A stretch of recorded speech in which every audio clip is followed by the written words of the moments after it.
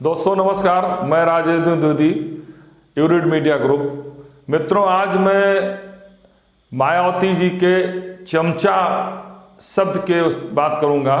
मायावती जी ने आज काशीराम के जन्मदिन पर उनको श्रद्धा सुमन अर्पित करते हुए कहा कि ये चमचा युग है। तो मैं आपको मित्रों बताना चाहता हूं कि काशीराम जी ने 1982 में 40 साल पहले चमचा युग नामक एक पुस्तक लिखी थी, जिस चमचा युग की उल्लेख आज मायावती जी ने किया है। दोस्तों देखिए कि मेरा अपना मानना है और एक इतिहास गवाह भी है कि काशीराम आधुनिक भारत के दलित चेतना के सबसे बड़े चेहरे हैं। अगर अंबेडकर और काशीराम की तुलना करें तो निश्चित रूप से दोनों दलित चेतना के एक बड़े चेहरे हैं, लेकिन मेरा अपना मानना है कि अंबेडकर से ज़्यादा योगदान काशीराम जी का है, क्योंकि दोनों के आप तुलना करेंगे तो अंबेडकर की रहन सहन, पढ़ाई लिखाई और उनका पद सब कुछ मिला दिया गया। निश्चित रूप से वो मेधावी थे, संघर्षशील थे, उनका एक विचार था दलित के प्रति, गरीबों के प्रति उनका समर्पण था। संविधान सभा में उनका महत्वपूर्ण योगदान था, अधिकार दिलाने में गरीबों को महत्वपूर्ण योगदान है। लेकिन काशीराम का योगदान उनसे कम नहीं है, क्योंकि काशीराम जी ने जिस मिशन के साथ, जिस दलित उत्थान के साथ, दलित उत्थान के लिए, दलितों को अधिकार दिलाने के लिए मिशन के तहत कार्य किया था, वो मायावती ने केवल 30 सालों में उसे डुबो दिया है। अब हम बात करते हैं चमचा युग की। तो काशीराम ने जो है इस पुस्तक में जो लिखा था कि 1982 में कि the chamcha age an era of the students पुस्तक लिखी थी, जिसका हिंदी अनुवाद चमचा युग हुआ, इंग्लिश में लिखी हुई है। पुस्तक में काशीराम ने लिखा था कि दलित लीडर केवल अपने निजी फायदे के लिए भारतीय जनता पार्टी और कांग्रेस जैसे दलों से मिलकर राजनीति करते हैं। यह काशीराम जी ने 1982 में चमचा युग की बात की थी। अब अगर हम काशीराम के चमचा युग की बात करें, जो मायावती ने आज कहा है कि चमचा युग है, तो ये मेरा अपना मानना ये चमचा युग की नायिका मायावती ही है, क्योंकि काशीराम ने जिन शब्दों का प्रयोग किया था कि दलित नेता अपने निजी हितों के लिए, निजी हितों के लिए कांग्रेस बीजेपी से मिलकर राजनीति करते हैं। अब आप देखिए कि 1984 में जब काशीराम ने बहुजन समाजवादी पार्टी की स्थापना की, उसका उनके नेतृत्व में सफर जो शुरू हुआ, अगर हम उनको वोट परसेंट में देखें तो कहने का मतलब एक समय ऐसा आया था जो हम कह सकते हैं 2009, जिसमें भाजपा को 6.17% वोट मिला था। अब अगर हम इसकी तुलना बीजेपी से करें तो बीजेपी का भी एक ऐसा समय आया था 1984, जिसमें भारतीय जनता पार्टी को 7.74% वोट मिली। अब सोचिए कि भारतीय जनता पार्टी भी एक स्टेज में 1984 में एक इंदिरा गांधी की हत्या के बाद उपजी लहर में 7% वोट पर जाकर, वही काशीराम अपने संघर्ष के बल पर 2009 में 6% वोट तक ले आए थे और 21 सीटें मिली थी। अब मैं आप केवल लोकसभा और विधानसभा में भारतीय जनता पार्टी भाजपा के हम उत्थान की बात करते हैं, पतन की बात बाद में करेंगे।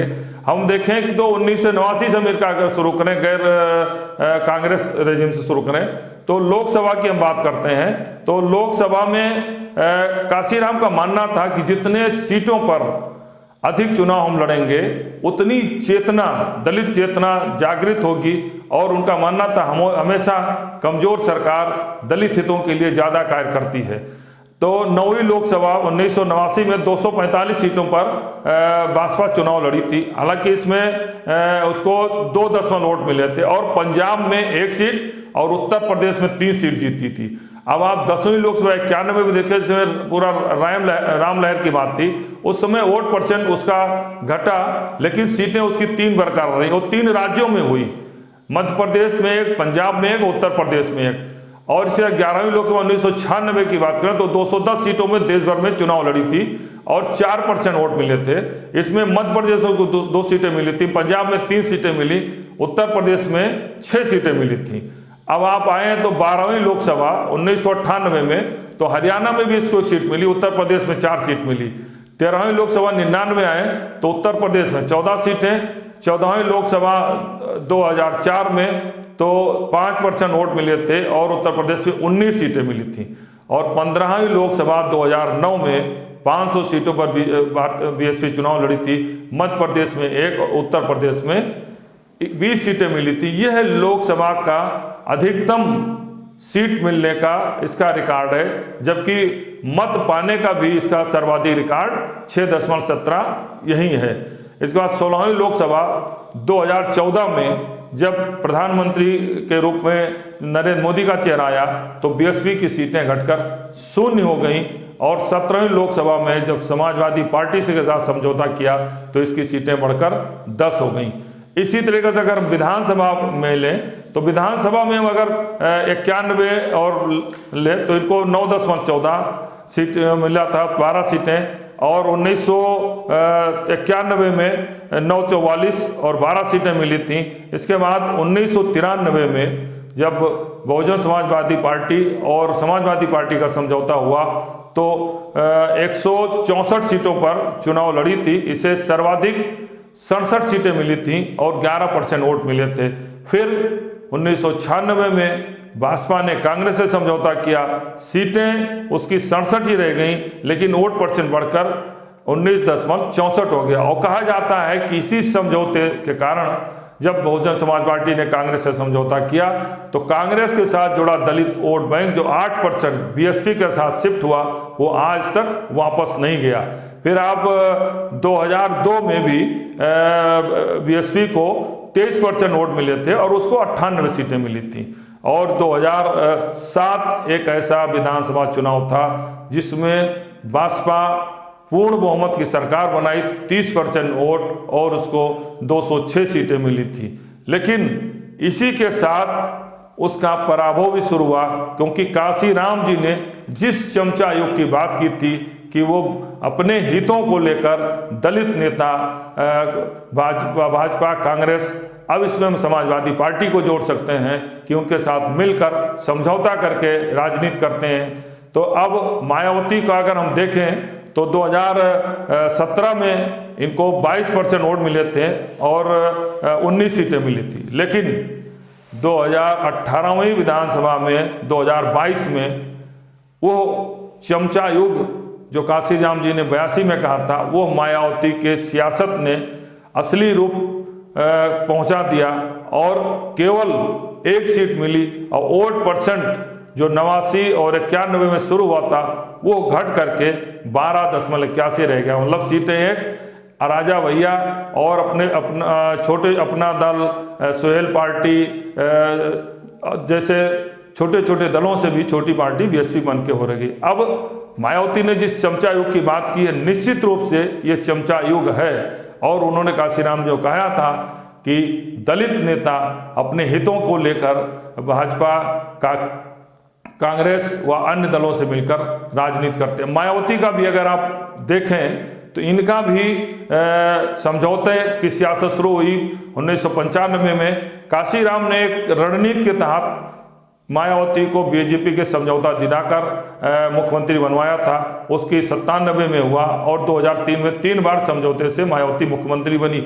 उसी का दलित चेतना का यह था कि दूसरे दल भाजपा के छाया में आकर खड़े हुए और 2007 में मायावती के एक फार्मूले ने दलित, ब्राह्मण, मुस्लिम, पिछड़े सब लोगों ने मिलकर बहुमत की सरकार बनाई। लेकिन इसके बाद उस बहुमत की सरकार और जन समर्थन को मायावती बचाए नहीं रख पाई, क्योंकि जो उन्होंने आज चमचा युग की बात की है वो चमचा युग मायावती उसकी नायिका बन गई। क्योंकि फिर उन्होंने जब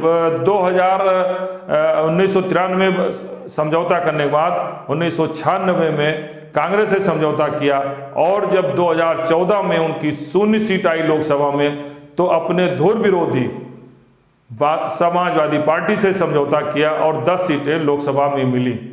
लेकिन विधानसभा में 2022 में घटकर 1 हो गई। तो मेरे कहने का मतलब है, काशीराम ने जिस चमचा युग का उल्लेख किया था कि दलित नेता अपने हितों को लेकर कांग्रेस भाजपा, चूंकि 82 में कांग्रेस और भाजपा ही 2 ही दल थे, इसलिए उसमें कांग्रेस और भाजपा को उल्लेख किया था। लेकिन आज की तारीख में अन्य दल, समाजवादी पार्टी भी और भी पार्टियां जुड़ गई, उनसे मिलकर राजनीति करते हैं। अब आप देखिए कि जिस दलित चेतना को लेकर काशीराम ने कहां से कहां तक पहुंचाया था, और एक स्वाभिमान का बसपा प्रतीक बन गई थी, वो बहुजन समाजवादी पार्टी आज अपने निचले स्थान पर है, अंतिम पायदान पर खड़ी है, और उसकी नायिका मायावती स्वयं है, जिन्होंने आज चमचा युग की बात की है। अब देखिए कि मायावती ने अपने निजी हितों को लेकर एक जो भी वाम सेब के समय या काशीराम के बसपा के समझौते मतलब स्थापना के समय जितने भी नेता थे, अब एक लंबी सीरीज है, कोई भी नेता उनके साथ नहीं रहा।